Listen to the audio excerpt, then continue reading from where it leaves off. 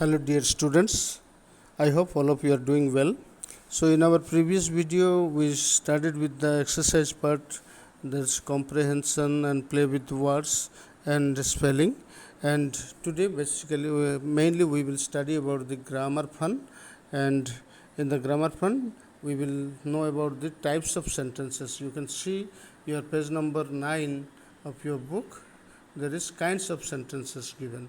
So what is a sentence? All of you know that one. The sentence is a group of words that makes a complete sense or complete meaning is called a sentence. So, whatever we speak, whatever we tell out from our mouth, that become a sentence. Most of the time, we speak out for asking something. We speak out to order somebody to do something, and also we declare something from our own mind. So altogether there are about 4 types of sentences. So we will study about these different kinds of sentences today. Please listen carefully. Okay, so now you can see the sentence that tells us something, just simply declares something, that is called a statement. You can look at the first category of the sentence is your statement, and the next sentence is your question. That is, if something is asked or something is inquired about, that become a question. So you can look at the examples here. Have you seen the thief? That this type of sentence is called a question. And similarly you can see the other one, this if you are requesting somebody to do something, that is called an imperative sentence. So don't wake him up, given in your book. So here in the example also it is given. So that type of sentences, you are requesting somebody, you are asking somebody to do something, that you are giving order or something, that is called an imperative sentence. And you can see the other one is your exclamatory. Whenever you feel surprise and you tell out your own feeling in a surprising expression, then they are called exclamatory sentences. I hope all of you have known this one, and today we will do with these exercises related to these sentences. So given here in the number G, read the sentences, circle the correct option within the brackets. So you can circle this one. The first one is your statement, and the second one is your question, because question mark is given. You can see the third one, you can see this is also a statement, and the fourth one is imperative, and the fifth one is exclamatory. I think all of you can do it, because all the signs and symbols are there, and it is very easy. So I don't want to waste the time in explaining everything. So now let us try to do with number H exercise.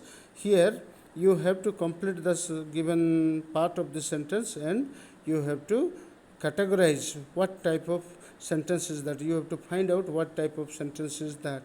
So you can see the first one I have done. Has the dog dash? I have written here, has the dog slept? Has the dog gone out? Has the dog eaten away? Like that type of many other sentences also you can write.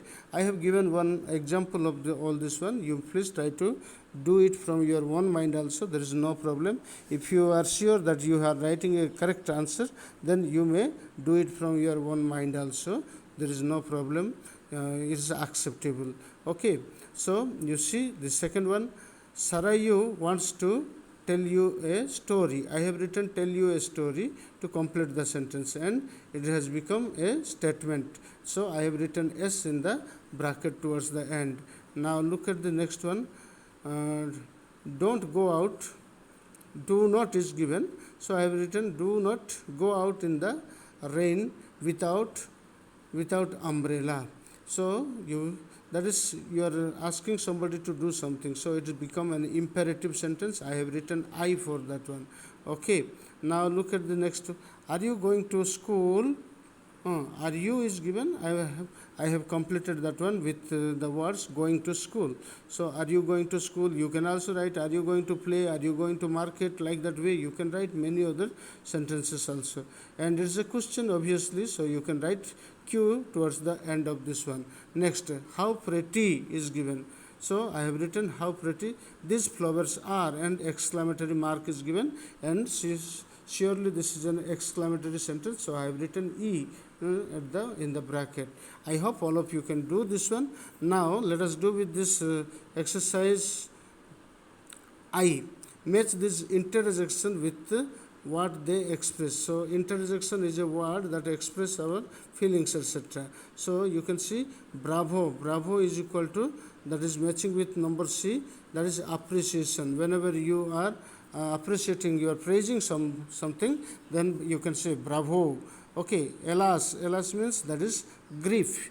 Grief means what? You feel sad with somebody. If somebody is doing something wrong, or something is happening wrong with somebody, you can say alas, and that is expressing your sadness. Okay, next number 3, oh.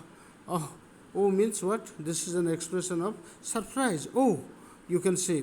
Then similarly number 4, hurrah. Hurrah is whenever you feel very joy, you can say hurrah, oh, like that you are telling. So that is an expression of joy. Then hush is meant for silence. So I have marked the answers here, and it is not a problem for you. All of you please try to learn it from here. So thank you very much for listening.